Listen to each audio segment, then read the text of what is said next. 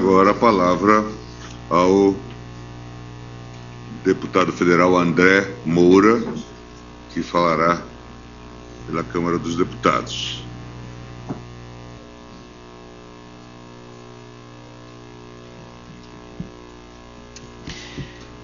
Excelentíssimo senhor ministro Gilmar Mendes, responsável pela convocação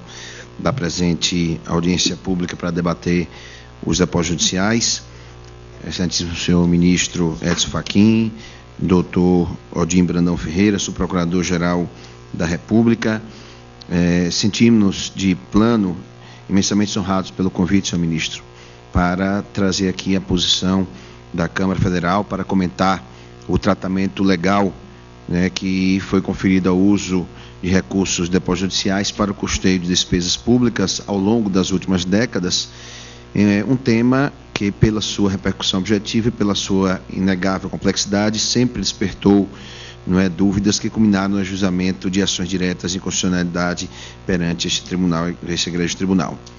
E nós sabemos que ao longo dos anos nós tivemos várias leis, a lei de 2002, que permitia aos estados e ao Distrito Federal utilizar-se do limite de até 50% dos depósitos judiciais, depois a lei de 2003, que dava o direito aos municípios utilizar-se de até 70% do limite dos depósitos judiciais, a lei de 2006, que igualou o mesmo direito de limite que tinham os municípios aos estados e ao Distrito Federal, até chegarmos à lei complementar 151 de 2015, de autoria do ilustre senador José Serra, aqui presente, que permitiu a utilização desses depósitos judiciais e administrativos no limite de 70% para o pagamento numa ordem de prioridades. Isso deve chamar a atenção, a ordem de prioridades estabelecidas na lei complementar. A ordem de prioridade para o pagamento, primeiro, dos precatórios judiciais, depois da dívida pública fundada, e depois para manutenção do equilíbrio atuarial dos fundos de previdência, caso não remanesçam precatórios não pagos ou compromissos com a dívida fundada, e até mesmo facultado o uso de 10% em fundos garantidores de PPPs em projetos de infraestrutura. E, obviamente, que esse conjunto de leis, ao longo dos anos, revogadas com a Lei Complementar 151 de 2015, elas preservam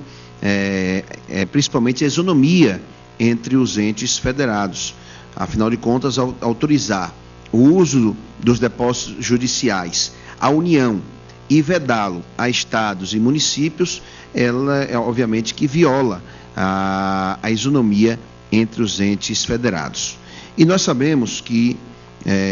a situação dos estados e dos municípios com a dívida dos precatórios, ela é alarmante. Enquanto a União tem uma dívida de precatórios de 935 milhões de reais, os estados chegam a 52,7 bilhões, os municípios a 43,7 bilhões, um total de quase 100 bilhões, como foi dito aqui anteriormente, dessa dívida total com precatórios. E nós temos uma preocupação muito grande com a situação dos estados e municípios. Agora mesmo, na Câmara Federal, nós estamos discutindo a questão do novo Pacto Federativo, matéria da qual, inclusive, eu sou relator, e estamos tratando também a questão da reforma tributária, outra matéria da qual também nós estamos com a responsabilidade da relatoria, e a gente enxerga que é através dos depósitos judiciais que os estados e os municípios, eles podem tentar chegar a um equilíbrio fiscal, exatamente por conta dessa crise econômica que atravessa o país e, consequentemente, os estados e municípios, que são os entes mais penalizados, de todo esse conjunto. E a lei, a lei complementar, ela amplia, obviamente, que as disponibilidades de caixa dos entes federados. Obviamente que ela também interrompe uma antiga prática de instituições financeiras que lançavam mão dos depósitos judiciais para ampliar os recursos disponíveis para aplicações, elevando, consequentemente, suas margens de lucro às instituições financeiras, sem maiores esforços de captação. Mas nós temos aí, por exemplo, a ADIM da MB, com algumas alegações da violação ao princípio da separação dos poderes, não é? A questão da instituição, segundo a ADIM, de uma espécie de empréstimo compulsório e o risco de não recebimento do depositante. Mas essa questão do risco do recebimento por parte do depositante, existem sanções administrativas para o ente, não é? Existem sanções, existem penalidades. E nós entendemos que a lei deixa muito claro que se o fundo de reserva ficar abaixo de 30% e não recomposto no prazo de 48 horas, será suspenso o repasse das parcelas referentes a novos depósitos judiciais até regularização do saldo. No caso de descumprimento, por 3 vezes, o ente federado fica excluído da sistemática. No caso de exclusão do federado, e aí nós já tivemos, durante esses meses que estamos lá na Câmara Federal, senhor ministro, debatendo a questão do Pacto Federativo, da reforma tributária, e sempre discutindo com estados e municípios, e quando se fala da questão dos depósitos judiciais, a gente sabe que alguns ainda pensam, de certa maneira, caso não cumpra o estabelecido na lei, de que o fundo de reserva, né, o fundo garantidor, se ele ficar abaixo de 30%, ele tem que ser recomposto 48 horas e por 3 vezes não cumprindo isso, fica excluído. Se comentam até de que o ente federado poderá, não é, entrar com mandato de segurança para ser recluído na sistemática sob a alegação de que a atitude de tirá-lo da sistemática irá prejudicar suas contas públicas e, consequentemente, o seu planejamento orçamentário e financeiro. Mas essa questão, né, da preocupação que se tem do risco de recebimento depositante, nós temos que entender que a lei é muito clara e que o desrespeito ao previsto na lei complementar poderá levar o ordenador de despesa a responder, obviamente, pelo crime de responsabilidade fiscal previsto na LRF, não é, que já foi inclusive citada aqui durante essa audiência pública, e obviamente podendo até o ordenador de despesa tornar-se inelegível com base na lei da inelegibilidade. Mas nos chama a atenção e nos levanta a preocupação exatamente essa série de leis estaduais que tentam desvirtuar a lei complementar federal, que tenta, portanto, burlar a lei complementar federal. E eu trago aqui como um exemplo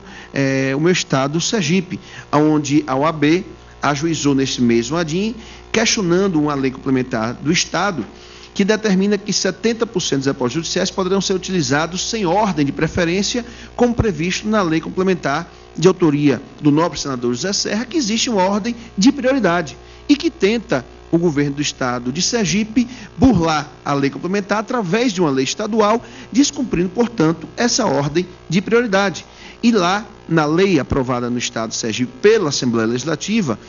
a ordem ela é inversa. A recomposição do fluxo do pagamento do equilíbrio atuarial deixa de ser a terceira da ordem de prioridade para ser a primeira da ordem de prioridade nessa lei estadual do governo do estado de Sergipe, quando, na verdade, fica prejudicado, por exemplo, a questão do pagamento de precatórios judiciais de qualquer natureza. Logo, o governo sergipano, dessa maneira, pode utilizar de forma integral o recurso dos depósitos judiciais para o Finanprev, recusando-se a pagar os precatórios do Estado sem aplicação, segundo a lei, não é de qualquer penalidade, caso isso aconteça. Inclusive, vale aqui esclarecer e ressaltar que a lei do Estado de Sergipe foi publicada posteriormente à lei federal, ou seja, o ente federado, lá no caso do Estado de Sergipe, já sabia da legislação federal e resolveu ignorá-la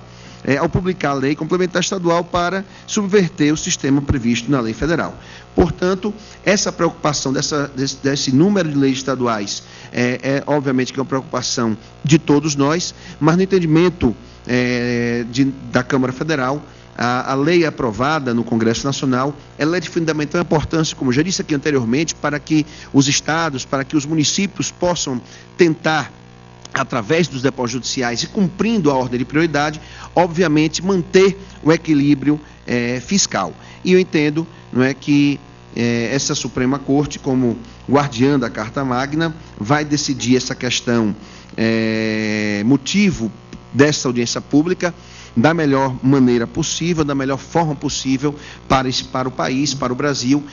principalmente olhando a questão dos estados e municípios, que são os entes federados mais prejudicados com toda essa crise econômica, exatamente por essa concentração de recursos na União em detrimento dos estados e dos municípios. Muito obrigado, senhor ministro, muito obrigado a todos. Agradeço ao deputado André Moura pela sua contribuição e passo a palavra agora ao senador José Serra, que também disporá de 10 minutos para a sua exposição.